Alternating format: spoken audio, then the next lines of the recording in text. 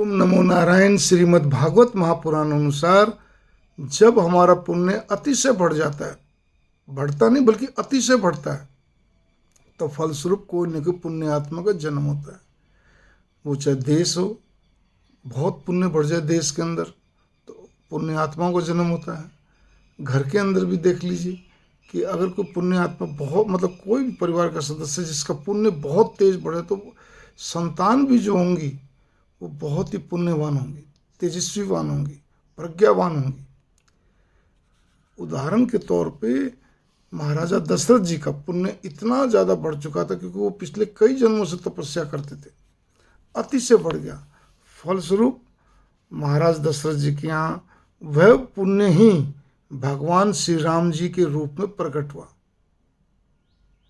इसी प्रकार से महाराजा जनक जी बहुत बड़े तत्वज्ञानी, वीतरागी, तत्ववेता, हर तरह से उनके लिए तो यही सब था वेदई, जिनको अपने देह का किसी प्रकार का कोई भान नहीं, बिल्कुल वो ब्रह्मज्ञानी थे, ब्रह्मनिष्ठ थे।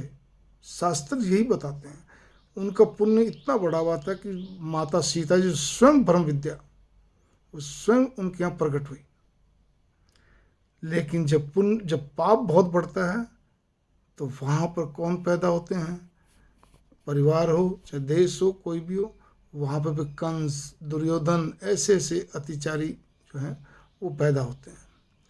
यहाँ पर बात एक चीज़ की आती है कि आखिर ये पाप पुण्य का क्या सिस्टम है।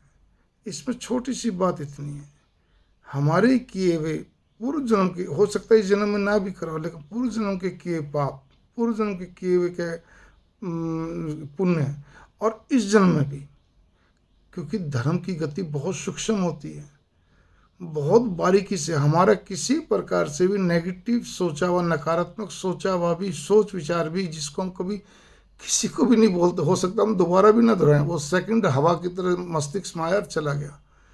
किसी भी तरह का सोच विचार नकारात्मक भी वो हमारे पाप में परिवर्तित हो जाता है, जुड़ जाता है। और किसी भी तरह का एक क्षण के लिए भी पॉजिटिव सोचा हुआ भी, ये सोच विचार, चिंतन, मन, कुछ भी बोलिए, वो हमारे पुण्य में जुड़ जाता है। फलस्वरूप इस तरह करते करते करते करते हमारे घर में जो संतानें पैदा होती हैं वो सब उसी का परिणाम है। वो अलग बात है कि वो भी अपने कर्म लिए हुए आते हैं, तो उनके भी उसी प्रकार से कर्म है कि हमें कहाँ क्या कहते हैं वापिस से पुनर्जन्म लेना है, कहाँ क्या करना है। वो सारी फिलॉसफी बहुत बड़ी है, लेकिन यहाँ पर इस चीज़ को बहुत गौर करने की ज़रूरत है कि हम कई बार इस चीज़ को सोचते हैं कि हमारे घर के अंदर अरे ये बच्चा तो बहुत बढ़िया, बहुत गजब का, और ये बच्चे में थोड़ी ये कमी आ गई, ये इतना लोभी क्यों हो गया, इतना स्वार्थी क्यों हो गया, इतना खुदगर्जी क्यों हो गया, जोर से ज़्यादा चतुर क्यों बन गया। ये सब हमारे ही कर्मों के फल हैं। तभी वो कर्मों के फल वहाँ से अटैच हुए हैं, वहाँ से जुड़े हैं। ये प्रकृति का गजब का नियम है। धर्म क्या है? धर्म ही भगवान है और भगवान ही धर्म है, अलग से कोई रूप नहीं है। ओम नमो नारायण, ओम नमो नारायण।